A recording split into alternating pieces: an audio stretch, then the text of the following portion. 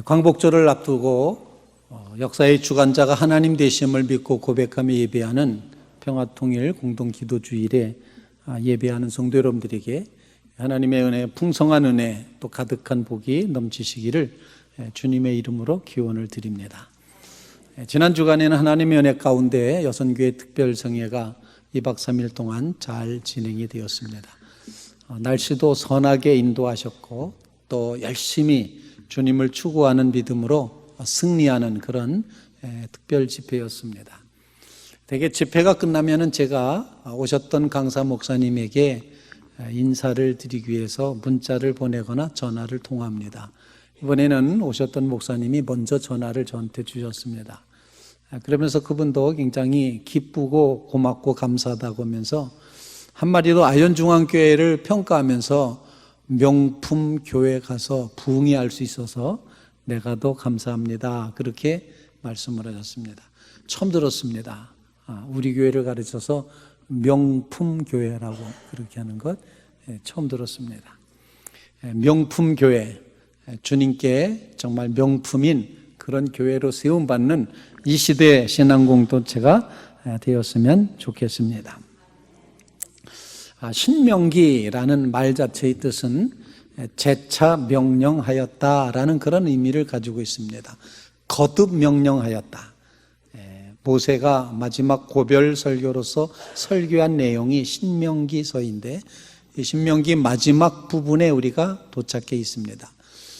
신명기 32장의 말씀은 놀랍게도 그 백성을 향하여서 아주 암울한 저주 같은 이야기를 계속 노래로 읊어대고 있습니다. 이 백성 안 된다. 이 백성 정말 형편없다. 이렇게 그렇게 노래를 하다가 신명기 33장에 이르러서는 분위기가 갑자기 확 바뀌어서 12지파를 향한 이제 하나님의 그 축복의 말씀을 모세가 설교 가운데 말하고 있습니다. 12지파, 그 지파들 모두를 향하여서 이제 축복의 말씀을 합니다. 임종을 앞둔 모세는 하나님과 백성 사이의 중개자로, 중보자로 서 있는 이 모세는 그 백성을 향하여서 자기는 이제 곧 떠나게 될 임종이 가까웠는데 이 백성이 들어가야 될 가나안 땅에 들어가서 살아야 되는 것, 바로 그 장면을 앞두고 역사적인 그 순간을 앞두고 그리고 그 백성들에게 12지파별로 축복하는 말씀을 하고 있습니다. 먼저 르벤 지파를 향하여서는 종족 보존의 축복, 유다 지파는 통치권의 축복, 레위 지파는 영적 지도력의 축복, 베냐민은 안전한 보호의 축복, 요셉 지파는 물질의 축복, 스불론은 진취적인 무역업의 축복, 이사갈은 평온한 농경 생활의 축복, 갓 지파는 광대한 영토의 축복, 단 지파는 계략과 용맹의 축복, 그리고 납달리 지파는 풍요의 축복, 아셀 지파는 기름진 옥토의 복을 주신다. 이렇게 12지파의 축복 내용을 요약해 드릴 수가 있습니다. 제가 말씀드렸지만 곰곰이 생각해 보니까 숫자가 하나 모자랍니다. 11지파뿐이 안 나와 있습니다. 빠져있는 게 누군가 찾아봤더니 시므온 지파가 빠져 있습니다. 그런데 시므온 지파는 유다 지파와 같은 복을 누리도록 그렇게 그 분깃에 포함되어 있는 것을 보게 되었습니다. 노인 암사슴 같다고 했던 납달리, 푸른 초장에서 풀 뜯고 있는 암사슴과 같은 그런 모습, 그리고 그들은 갈릴리 호수 근처의 비옥한 땅에서 물질적인 풍요를 누리게 된다는 것입니다. 아셀 지파는 야곱의 자녀들 중에서 복을 받으면서 형제에게 기쁨이 된다라고 말씀을 하고 있습니다. 기름진 땅에서 식물을 얻게 될 것이다. 은혜가 풍성하고 복이 가득한 모습을 표현을 하고 있습니다. 오늘 이 말씀을 읽으면서 지난 날을 돌이켜보는 그런 장면을 이 모세가 생각을 하고 있습니다. 지난 날을 돌이켜보니 하나님의 놀라운 구원이 있었다는 겁니다. 출애굽의 경험이 그들의 구원이었습니다. 그러므로 그 구원의 경험을 기억하고 잊지 않아야 된다는 것입니다. 홍해를 건널 때에도 하나님의 구원을 경험합니다. 광야의 그 어려운 환경 가운데서도 하나님의 구원하심을 경험하게 됩니다. 그래서 이 본문의 말씀은 우리로 하여금 정말 은혜가 풍성하고 그리고 축복이 가득한 그런 삶이 이루어지기 위해서는 뒤돌아보며 하나님께서 베푸신 구원의 은혜를 놓치지 않아야 된다는 사실입니다. 여러분의 삶 속에 하나님의 이 놀라운 구원의 은혜, 오늘 기도해 주신 장로님의 기도 내용처럼 정말 우리는 죽을 수밖에 없는 죄인이었는데 하나님께서 우리를 구원해 주셨다는 사실, 내가 구원받은 백성이라는 사실을 깊이 기억하시면서 그 은혜에 감사하실 수 있는 성도들이 꼭 되시기를 바랍니다. 너 이스라엘은 참 행복한 사람이로다 말하면서 너처럼 하나님의 구원을 얻은 백성이 어디 있느냐? 오늘 본문에 그렇게 말하고 있습니다. 돌이켜보니 너처럼 구원받은 백성이 없다. 너희는 구원받은 백성인 이 감격을 놓치지 말고 살아갈 것을 요청을 하고 있습니다. 사실 우리의 믿음이 연약해지는 순간이 언제인가 이렇게 돌이켜보면 이 날 구원하신 예수 그리스도의 그 놀라운 구원의 은혜를 감사하지도 감격하지도 감동하지도 않는 맹맹한 상태가 될 때부터 신앙의 위기가 찾아오게 되는 것을 보게끔 됩니다. 모세는 그 백성으로 하여금 너희같이 하나님의 구원을 받은 백성이 어디 있느냐? 그 구원을 기억하라. 그 구원을 감사하고 감격해야 된다는 사실을 아주 강력하게 가르쳐주고 있다는 것입니다. 여러분이 신앙생활에 오면서 예수님의 십자가만 봐도 눈물이 나고 찬송가만 부르려고만 해도 내 가슴이 떨리고 이렇게 감격하던 그런 시절이 있지 않았습니까? 바로 그 믿음의 자리, 그 믿음의 자리를 놓쳐서는 안 된다고 지금 가나안 땅에 들어가야 되는 백성들을 향하여서 너희같이 하나님의 구원을 받은 백성이 어디 있느냐? 그 구원을 반드시 기억하라. 잊어버리지 말아라. 그 감격과 감동과 감사를 놓쳐서는 결코 안 된다. 이 사실을 말하고 있습니다. 사랑하는 성도 여러분, 이런 말이 있습니다. 호의가 계속되면 권리로 안다. 이런 말이 있습니다. 누군가 이제 계속해서 저한테 호의를 베풀잖아요. 그러면 처음에는 감사합니다, 감사합니다 이러다가 계속 호의를 베풀면은 그게 당연한 거로 알아. 그래서 그게 내 권리가 돼. 왜 나한테 호의를 안 베풀어? 이렇게 원망하고 불평하게 된다는 겁니다. 바로 그런 모습이 이스라엘 백성들의 모습이기도 했습니다. 하나님은 끊임없이 구원하시고 도와주시고 이렇게 하시는데 그 백성은 계속 원망하고 불평하고 또 원망하고 불평하고 계속 그래 왔습니다. 그래서 가나안 땅에 들어가기 직전에 모세는 마지막으로 그 백성을 향하여 너희처럼 하나님의 구원 얻은 백성이 어디 있느냐? 너희가 구원받았음을 놓치지 말아라. 그 감격을 잊어버리지 말아라. 이렇게 설교하고 있는 것입니다. 솔직히 이 나라 이 민족도 정말 하나님의 놀라운 구원의 은혜를 경험했습니다. 광복절이 다가옵니다만 광복절 우리 힘으로 된 것 절대로 아니었습니다. 하나님의 역사였습니다. 이 나라 이 민족이 이만큼 하나님의 축복 가운데 거하게 된 것 하나님의 역사하심이고 하나님의 인도하심이고 하나님의 축복하심입니다. 은혜가 풍성하고 복이 가득하도록 이 민족을 복 주셨습니다. 문제가 생겼는데 그것은 바로 우리가 그 하나님을 놓쳐버렸습니다. 잊어버렸습니다. 구원받았음을 외면하고 있다는 것입니다. 아니, 이 구원이 너무나도 당연한 것으로 알아버리고 말았습니다. 사랑하는 성도 여러분, 예수 그리스도의 십자가를 당연한 것으로 여겨서는 안 됩니다. 나 같은 죄인 살리신 주님의 놀라운 은혜임을 꼭 기억하시기를 주님의 이름으로 부탁을 드립니다.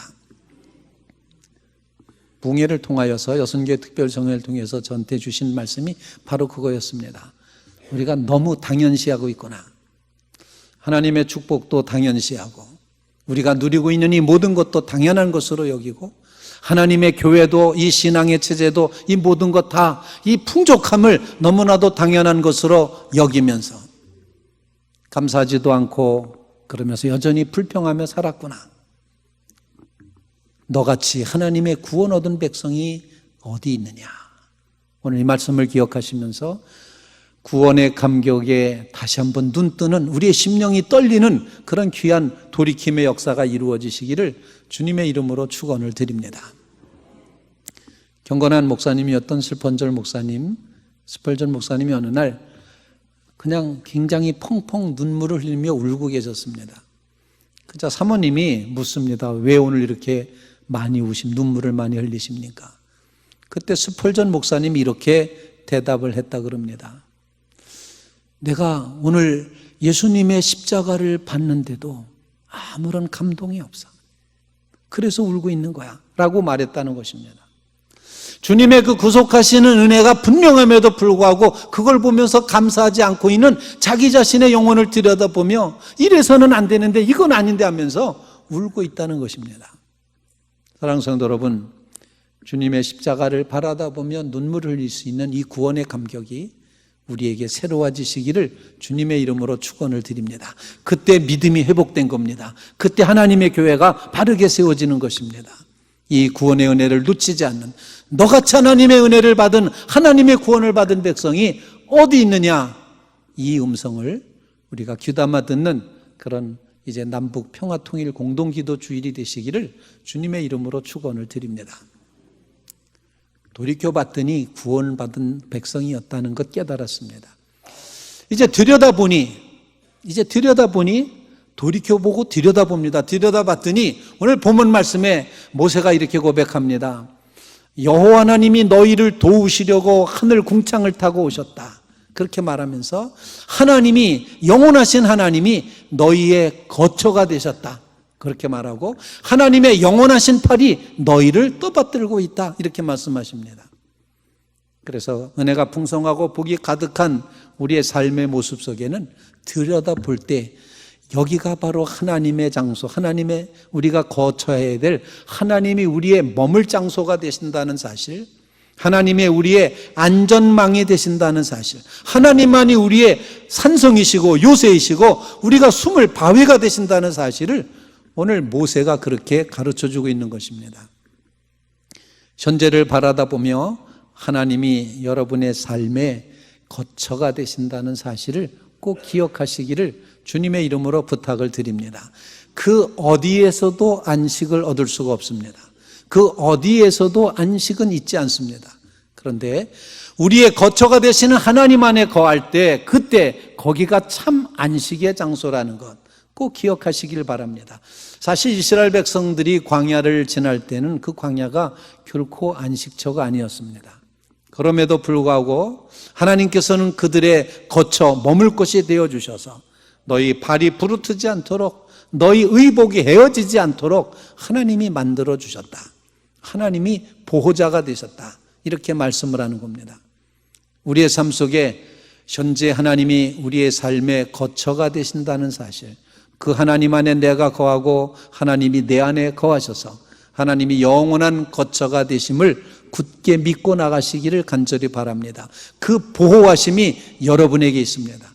질병과 아픔과 고통과 이 모든 어려움, 이 모든 것 속에서 하나님이 안전한 거처가 되심을 굳게 믿고 기억하시기를 바랍니다. 여전히 들여다보니 하나님의 영원하신 팔이 여러분들을 떠받들고 있습니다. 모세는 여호와의 강한 손 편팔을 경험한, 아주 몸소 체험한 그런 지도자였습니다. 하나님의 강한 손 편팔로 애굽의 바로에서부터 이 백성을 구원해냈습니다. 하나님의 강한 손 편팔로 홍해를 가르시고 그 백성을 구원해내셨습니다. 하나님의 강한 손 편팔로 바위 가운데서 샘물이 나게끔 하셨습니다. 그리고 모세는 자기가 손들어 기도할 때 아말렉과의 전투에서 이기는 장면을 보았습니다. 그런데 인간적으로 인간의 손은 한계가 있어서, 능력의 한계가 있어서 하루 종일 들고 있을 수가 없어서 손이 내려오면 이스라엘이 후퇴하고 지고 있었습니다. 그래서 모세는 지금 이 백성들에게 설교하면서 하나님의 영원하신 팔이 너희를 이렇게 붙들어주고 있다, 받들어주고 있다, 이 사실을 기억하며 하나님의 보호하심을 기억하며 살아야지 된다는 사실을 가르쳐주고 있습니다. 여러분 모두 하나님의 보호하심을 기억하며 살아가시기를 주님의 이름으로 축원을 드립니다. 메이플라워가 출항할 때쯤 됐을 때, 그때 이제 그 유럽에는 또 하나의 배가 있었다 그럽니다. 에스도호라는 배가 있었습니다. 에스도호, 메이플라워 두 배가 있었습니다. 그런데 한 배는 보다 더 잘 사는 중남미로 가는 배였습니다. 부를 찾아서, 물질을 찾아서 갔던 그런 배가 있었고, 또 하나는 메이플라워는 오직 신앙의 자유를 찾아서 북아메리카로 가는 그런 배 두 대가 떠났었습니다. 그런데 놀랍게 결과가 어떻게 됐느냐? 물질을 찾아갔던, 물질에서 안식을 구하려고 했던 이 에스도호에 탔던 그 중남미로 갔던 사람들은 부요도 잃어버리고 하나님도 잊어버리고 말았습니다. 그런데 오직 하나님만을 거처로 삼고 하나님만을 영원한 우리를 보호하시는 팔로 삼고 갔던 청교도들은 하나님의 축복 가운데 커다란 나라를 일으키게 됐다는 것입니다. 여러분의 삶에 어디를 거처로 삼고 계십니까? 혹시 보험이 거처입니까? 물질이 거처입니까? 우리의 건강이 거처입니까? 내가 나의 거처를 무엇으로 삼는가? 오늘 성경 말씀은 하나님이 너희의 거처가 되신다. 하나님이 영원한 팔로 너희를 붙잡아주고 계신다. 이 귀한 사실을 기억하시면서 하나님의 그 거룩하신 품을 여러분의 거처로 삼고 살아가시는 주의 성도들 되시기를 주님의 이름으로 축원을 드립니다. 은혜가 풍성하고 복이 가득한 삶의 모습 이제 내다보게 되었습니다. 돌아보고 들여다봤습니다. 이제 내어다보니, 미래를 내다보니 평강의 주께서 때마다 일마다 여러분 모두에게 평강 주시기를 원하노라. 모세도 마지막 부분에 설교하고 있고 사도 바울도 지금 고린도 데살로니가 교회에게 마지막 그 후소의 인사말을 하고 있습니다. 다 끝부분에 인사를 하고 있는데 꼭 하고 싶은 말을 하고 있는데 데살로니가 교회를 향하여서 평강의 주께서 너희의 모든 이제 때에 모든 일에 평강 주시기를 원하노라 이렇게 말합니다. 미래를 내다볼 때 주님이 주시는 평강을 보고 나가는 믿음의 성도들이 꼭 되시기를 주님의 이름으로 부탁을 드립니다. 나라와 민족이 요란합니다. 어지럽습니다. 불안합니다. 그럼에도 불구하고 우리 신앙의 눈을 떠서 평강의 주께서 모든 때에 모든 일에 주의 평강을 허락해 주시기를 구하며 나가는, 미래를 바라보며 나가는 믿음의 성도들이 다 되시기를 주님의 이름으로 축원을 드립니다. 에이레네라는 이 평강이라는 단어, 이것은 다른 사람과 싸우는 것을 멈추는 정도가 아니라 하나님과 올바른 관계를 맺어서 하나님 앞에 옳게 곧게 나간다는 그런 표현과 함께 이웃과는 화목하여서 넉넉한 마음으로 함께 걸어가고 있는 자세를 에이레네 평강이라고 그렇게 해석을 하고 있습니다. 그 에이레네 주님께서 모든 때에 모든 일에 하나님이 에이레네를 허락해 주시기를 원한다. 사도 바울이 그렇게 내다보고 있다는 것입니다. 바라기는 하나님과 함께 동행함으로 하나님을 거쳐 삼으로써 또 하나님의 구원을 경험한 믿음의 백성으로 살아감으로써 여러분의 삶에 이처럼 주님의 평강이 넘치시게 되기를 주님의 이름으로 축원을 드립니다.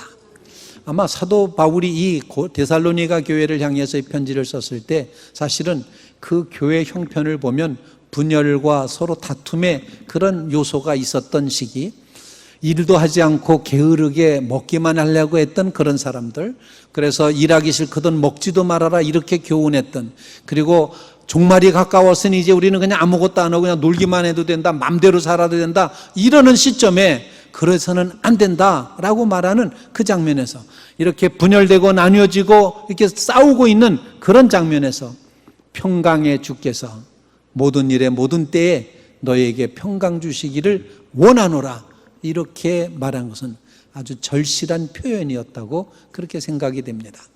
이 시대에 하나님과 더불어 화해하고 한 몸이 되고 또 이웃과 더불어 함께 걸어갈 수 있는 신앙의 자세를 간직하고 걸어갈 수 있는 믿음의 성도들이 다 되시기를 주님의 이름으로 축원을 드립니다. 인종차별 정책이 가장 심했던 나라는 남아프리카 공화국이었습니다. 지금은 많이 달라졌다고 그렇게 얘기를 하고, 우리가 아는 만델라 대통령 이야기도 알고 있습니다만, 그런데 거기에 흑인들과 백인들 이렇게 인종 분리 정책이 있어가지고 예배당도 흑인 교회 따로 있고 백인 교회 따로 있고 섞이지 않고, 식당도 마찬가지, 버스도 마찬가지, 막 이렇게 인종 차별이 심했던 그 나라의 흑인 교회 성시원교회라는 교회에서 이제 그 순환 주간에 성만찬 예식을 거행하기에 앞서서 예수님이 하셨던 것처럼 성도들이 서로 발을 씻겨주는 그런 세종례를 하게 되었습니다. 발을 씻겨준다는 건 참 어려운 것입니다. 씻겨주는 사람은 종이라는 그런 마음가짐을 가져야 되고, 섬김받는 사람도 참 이제 그 자리가 불편할 수도 있습니다. 그런데 흑인들이 서로 이렇게 발 씻겨주는 그 예배 시간에 와서는 안 될 백인 한 분이 왔습니다. 올리버라는 그 남아프리카 공화국의 대법원장을 지낸 올리버라는 분이 그 예배에 참석하신 대법원장입니다. 왔습니다. 그리고는 한 흑인 여인 앞에 무릎을 꿇고 앉아서 마르다라고 하는 그 여인의 발을 열심히 씻어줍니다. 사람들이 다 긴장합니다. 어떻게 흑인 교회 백인이 왔지? 라고 이렇게 긴장을 합니다. 그때 이 올리버 대법원장은 발을 씻어준 다음에 일어나서 사람들을 향해서 이렇게 말합니다. 여러분, 이상하게 보지 마시기 바랍니다. 이 마르다는 저희 집 노예입니다. 그런데 평생 동안을 저희 집 아이들의 발을 씻겨줬습니다. 그 발을 씻겨준 것이 너무나도 고맙고 감사해서 내가 좀 은혜를 갚으려고 오늘 저의 발을 씻겨주는 겁니다. 이상하게 바라보지 말아달라고 그렇게 하면서 발을 씻어줬습니다. 결국 국가 정책에 의해서 이 올리버 대법원장은 이제 파면을 당해야 됐습니다. 대법원장직을 내놓았습니다. 그런데도 그는 고백하기를, 참으로 이제야 비로소 내가 참으로 자유하다. 이제야 참으로 내가 평강하다. 내가 이제 정말 평안하다. 그렇게 고백을 했다는 것입니다. 미래를 내다보면서 이 시대가 함께 걸어가는 평강한 삶을 우리가 구하면서 이 시대에 정말 주님이 원하시는 평강의 세계를 향하여 나아갈 수 있기를 주님의 이름으로 축원을 드립니다. 사랑하는 성도 여러분, 하나님의 구원을 당연한 것으로 여기지 마시기 바랍니다. 날 향한 특별한 하나님의 은혜입니다. 그 하나님이 나의 영원한 거처, 내가 머물 곳이 하나님의 품 안이라는 사실을 꼭 기억하시길 바랍니다. 그리고 하나님은 우리에게 평강한 복을 허락해 주실 것입니다. 나라와 민족이, 가정과 개인이 평강의 복을 향하여 나아갈 수 있기를 기도하며 결단하는 믿음의 성도들 다 되시기를 주님의 이름으로 축원을 드립니다. 우리 같이 기도드리겠습니다.